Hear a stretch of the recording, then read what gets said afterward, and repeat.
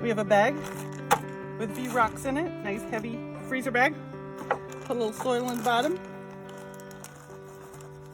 We're gonna train this thing. Hope it's easier than training children. Okay.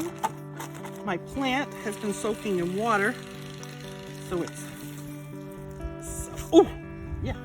so it's sopping wet. It won't mind being squashed. Squashed.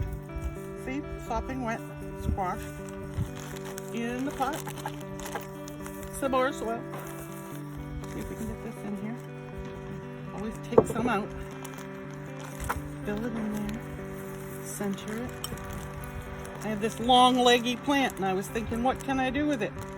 And I used to have a beautiful one like this that was wreath shaped. I left it in the car on the way to a show and it froze. So it's time to try again. Okay, so here we have it. Oh, put the pot up here. Ooh, I got a lot of soil in there. I can feel it.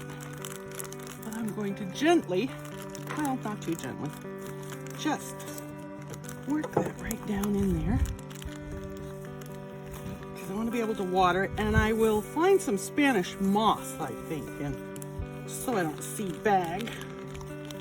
I want enough of the bag sticking up so when I do water, I'm not watering the wall. I really need to fuss a little bit with this.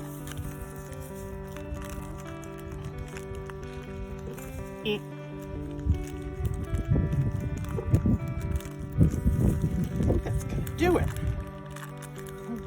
Gaps to hold water. Now, simply decide where we want. Say, oh, I guess that piece ought to join its friends. It may not make it, but put it in there. Okay. So now I start training it. Here we are.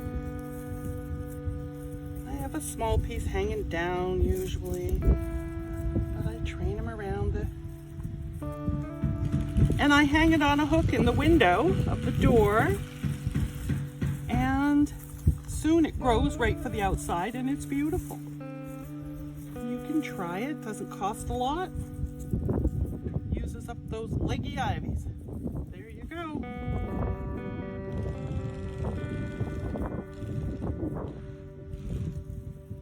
It'll look prettier when it starts, when it fills in and it decides it's gonna grow for the window. Right now it was doing its own thing.